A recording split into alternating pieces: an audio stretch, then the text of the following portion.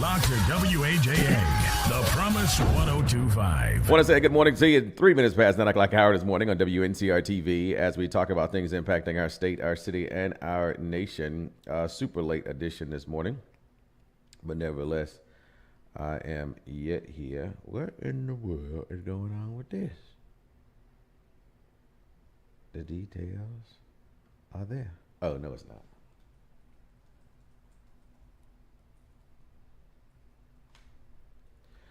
I said, of course, most of the people who would normally watch the show by now has gone on to start their day, but I said at least we'll be able to have a Facebook live feed for them to come back to at some point. Won't be here, but very, very quickly. Just so people say, hey, that guy's still in the land of living. Hadn't seen him since, was it Wednesday I came on? I didn't come on Thursday. I didn't come on Friday. Today is Friday, so I didn't come on. Anyway, I don't know what days I didn't come on, but I know I didn't come on. How about that? Yeah, I didn't come on Thursday. That was yesterday. And I'm here today, but I didn't come on Wednesday either. That's what it is. And I think it's another day I didn't come on. But nevertheless, I am yet in the land of the living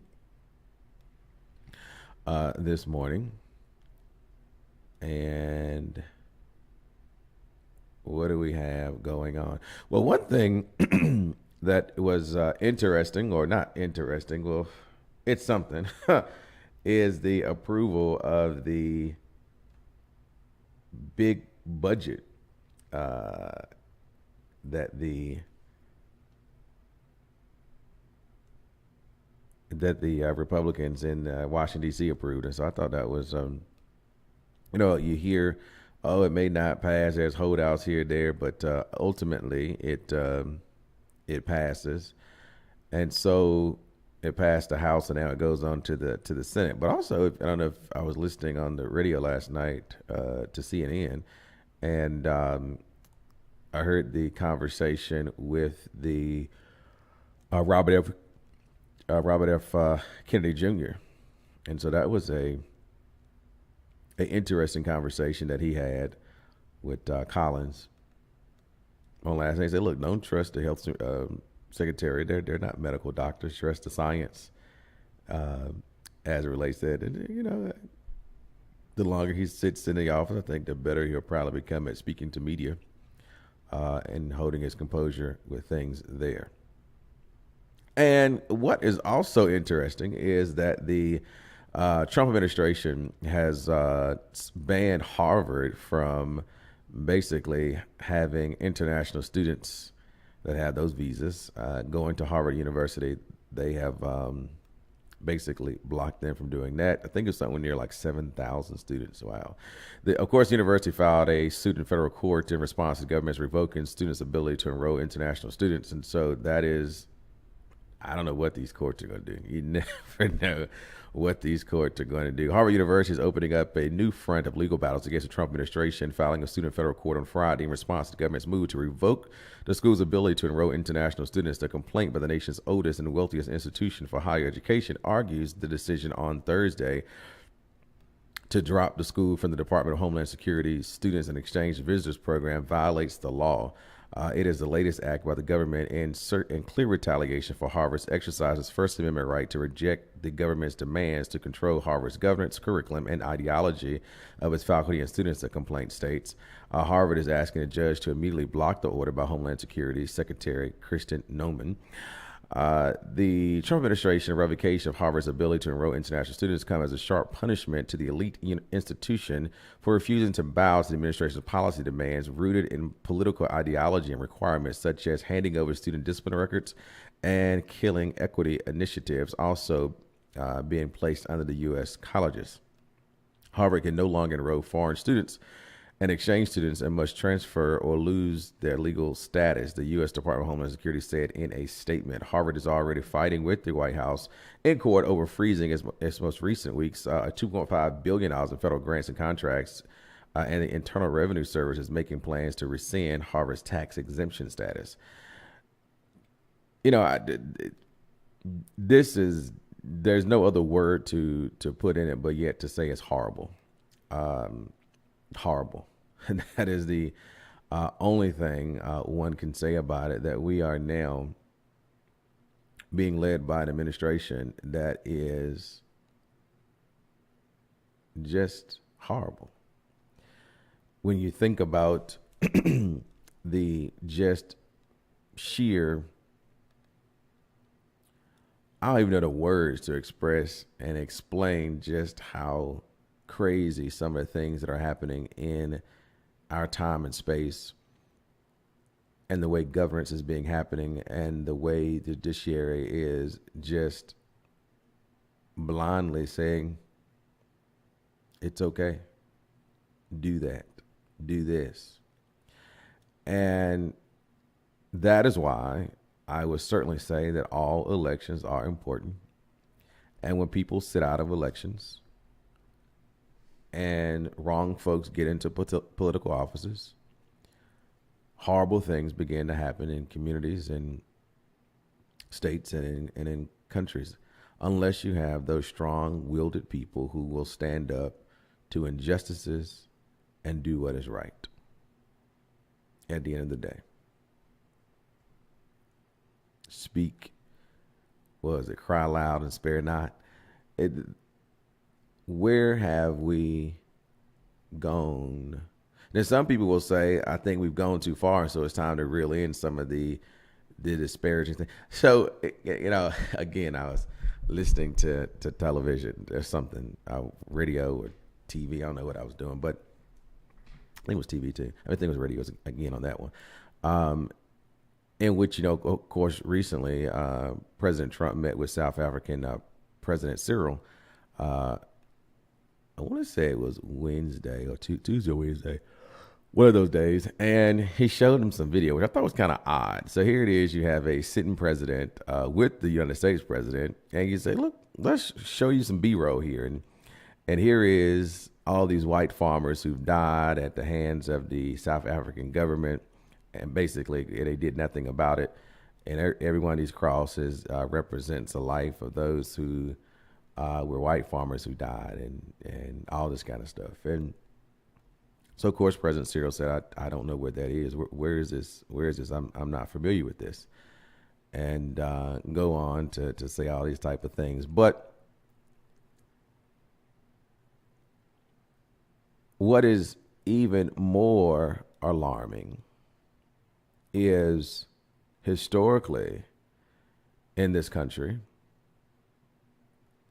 you've had pushback when presidents would talk about the killing of black folk in this country, and the government did anything about it. And you had people who would resent people in political power in the office of the president for saying any and everything about equal protection of those, or the least of these, when it comes to the hierarchy of race in America. And so here we are going into a new administration in which wants to get rid of anything DEI related. Harvard stands up against it because they have the wherewithal to say, you know what?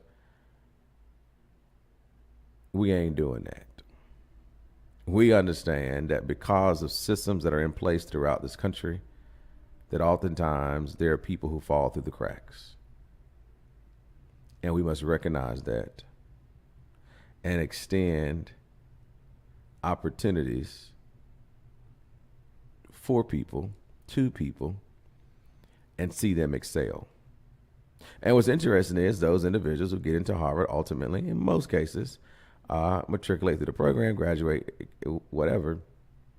And you do have, some notable Harvard graduates, notable Harvard dropouts who have gone on to form billion-dollar companies.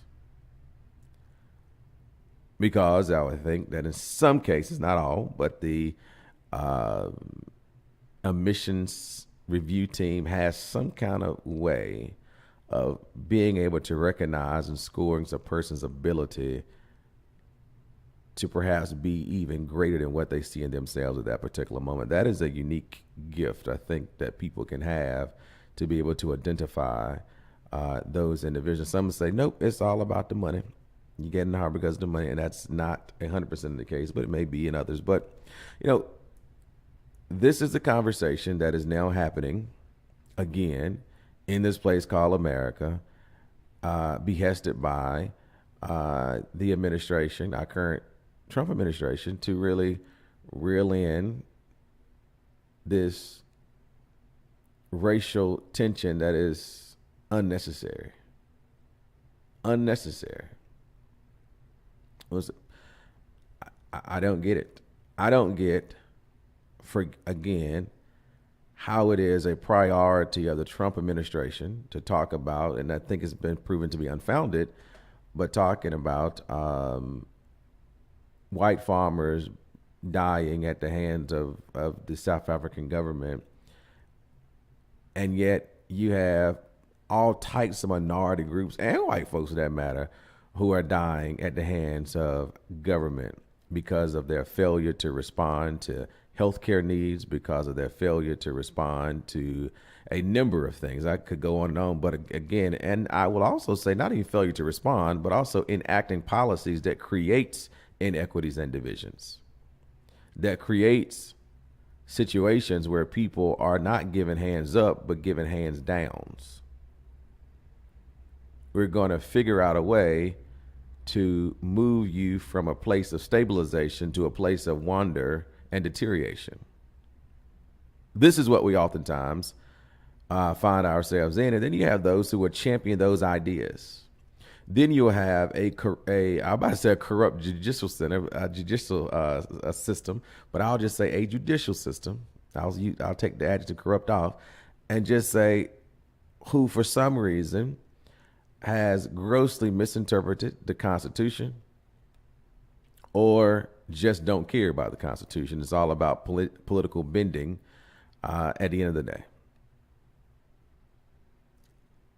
I don't get it, but I do get it at the same time, because essentially it's the similar playbook, just a different time and different players. That's kind of where we are. When you look down in Florida and you've got a college who's looking for a chancellor, and you have two qualified people to be the chancellor of that university. And then you have somebody that's out the blue, got no university experience whatsoever, but based on some things that happened through the governor's office and some willing and dealing or whatever they did, I believe, based on my reading of it, not fully investigative of the matter, but you've just put somebody in position to say, hey, you have a minority at the top of your HBCU, y'all have fun. And then when things are not ran right, guess what's going to happen? They're going to blame her, reduce even more money from the university because you're not handling the money appropriately, but you helped orchestrate the demise of a historically black university in Florida. Again, I don't get it, but I do at the same time. 16 minutes past 9 o'clock hour this morning. Won't be with you long because obviously I don't generally be here after 9 o'clock, but I said, let me come on because people say, wait a minute, that guy, what do they got going on? So, I say that to say we've got a whole bunch of work to do in this country, and sitting back or not participating is not the answer. Hold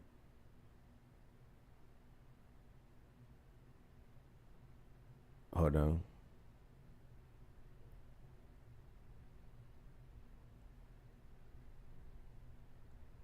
Responding to, so it's having a housing situation, so getting them connected, and that's another whole situation we could talk about as well.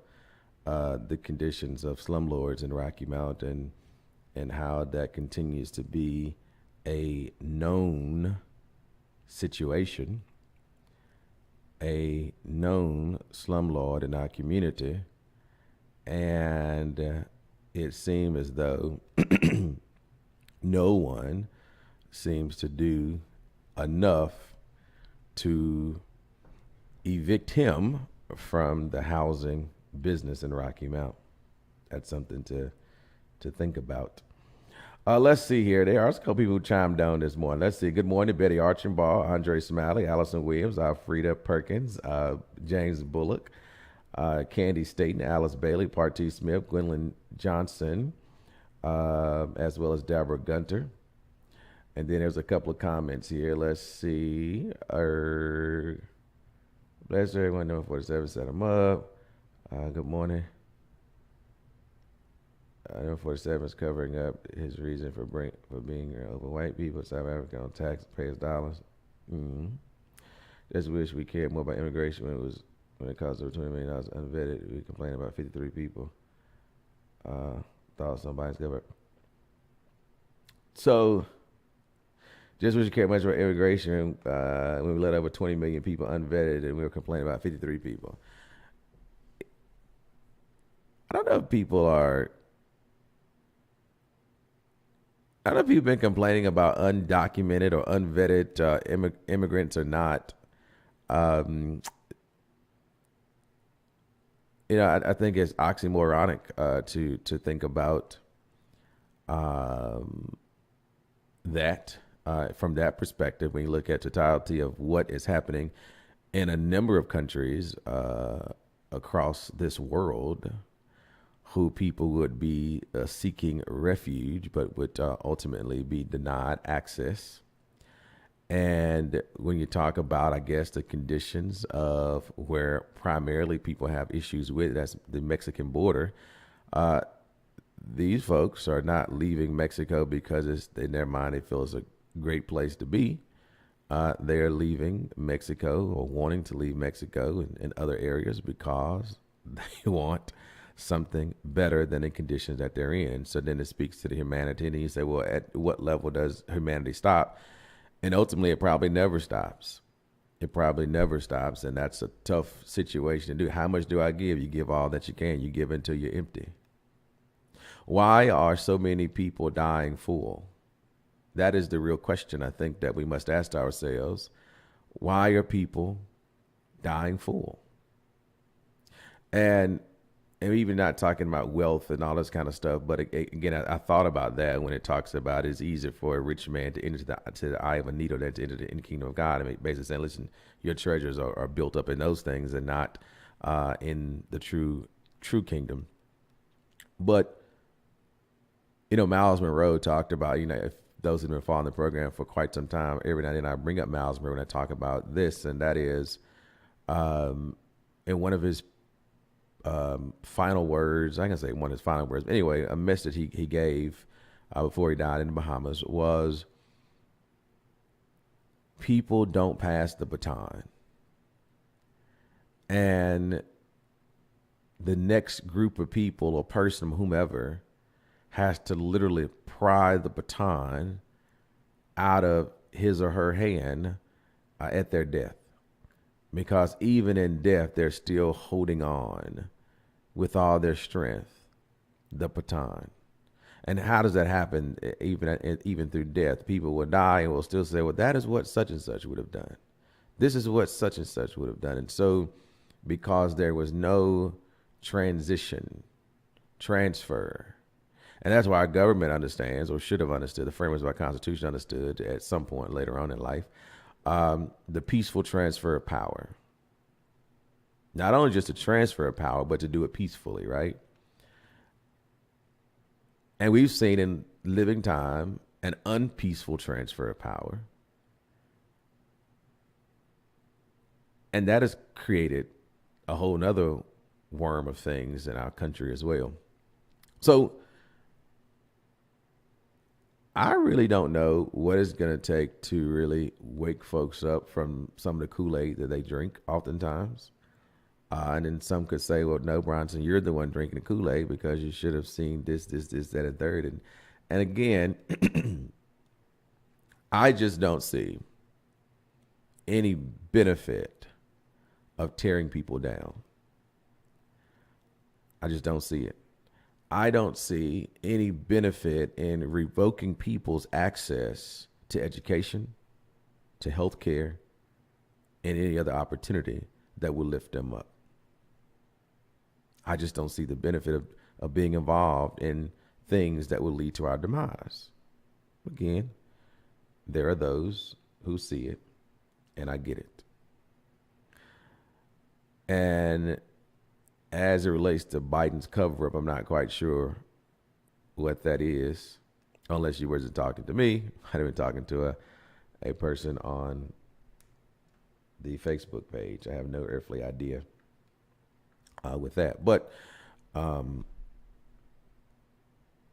I got on to say all of that, I guess. I don't know what I got on to say, but I said what I said since I've been on the airwaves this morning. And we do thank those who are faithful and consistent listeners on the radio, WAJA 102.5 FM, as well as those who listen on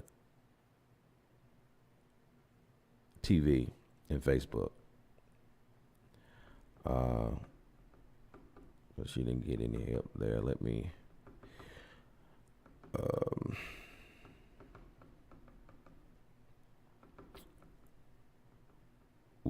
Okay. So yeah, so that's that. Also, what today is Friday, so we got Fish at Pop's Diner, 132 South Church Street, downtown Rocky Mount. There's time to tear down and time to build up.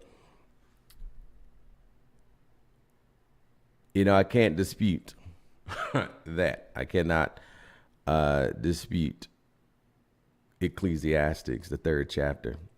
So that is absolutely true. Now the question is, do we participate in the tearing down, or are we always commissioned to focus on the building up? And that would be something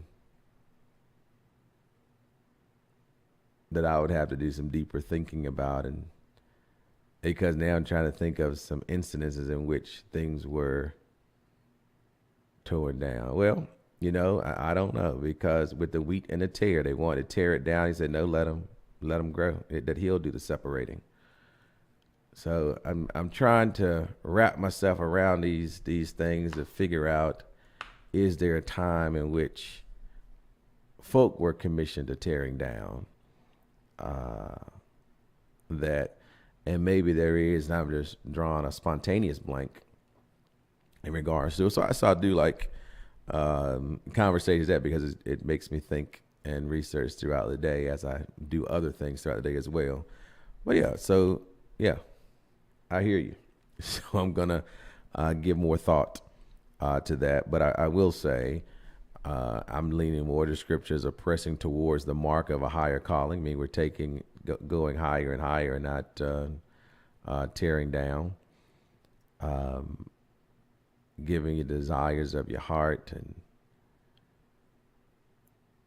and planting seeds as there may be meat in my house. So that's building up. When we talk about the parable, not the parable, but the story of the talents, he said, at least you could have given my money with the money exchanges, so that I would have bore interest. And so that's, again, growing and building up. I would that you prosper and be in good health, even as your soul prospers. Again, that is, again, building up. And so I don't know. But anyway, give some thought about that. And so I guess, I want to make that such a comment. Anyway, I'm about to get up out of here, because I only said it for like 30 minutes or 28 minutes or whatever it is. So we're getting close to that at the 9:30 hour. But we will get or have some fish today at Pop's Diner, 132 South Church Street, downtown Rocky Mount, North Carolina. So come by and be sure to check us out there. Open from 11 until 6, closed on Saturday, but open on Sunday for Soul Food Sunday. We wasn't open this past Sunday, but this Sunday we will be open from 11 to 6 with your turkey wings and your whatever we say, ribs and soul food. Just say that. The menu always consists of turkey wings for sure, because people just enjoy eating those turkey wings. And of course, you sell fish on Sundays as well for those who like good fish. And so we'll have that. And I will say the fish is pretty daggone decent, if I must say so myself. So we talked about the Harvard piece, and we talked about the House passing the big budget mega bill there. And so we'll see what ultimately happens with that whole situation. I think it's going over to the Senate, or has gone over to the Senate even now, for them to do whatever they do. Five things about it. What do you mean? Oh yeah, it's Memorial Day weekend, so forgot about that. But let's see. President Donald Trump's sweeping tax and spending cut package, which passed by the House yesterday, is ran into some resistance from his own party in the Senate. Well, it ran into resistance in his own party in the House too. So, but ultimately it passed. So, wouldn't worry about that. But the Senate Majority Leader John Thune said that does not agree with the big bill deduction when it gives New York City Republican Lisa Murkowski rail against the bill work requirements for Medicaid, and so we'll see what ultimately happens with the bill in the Senate. But I think political pressure will cause them to cave in, because people just don't have backbones to stand up for what they believe anymore. It's all about concession. Now, I think, I hope and think that people don't take my backbone for conceding this everything of that nature. But you do have to talk things out and have some sense of understanding. The big beautiful bill, yeah, that's what it's called, the big beautiful bill, and I'm not sure if there's beauty in it, if there's some squawking about it, but we'll see. But again, beauty is in the eye of the beholder, so I get that too. Hey, I'll see you Monday, or in the community, to do it all over again on WNCR TV Now. Make it a great and fantastic Friday.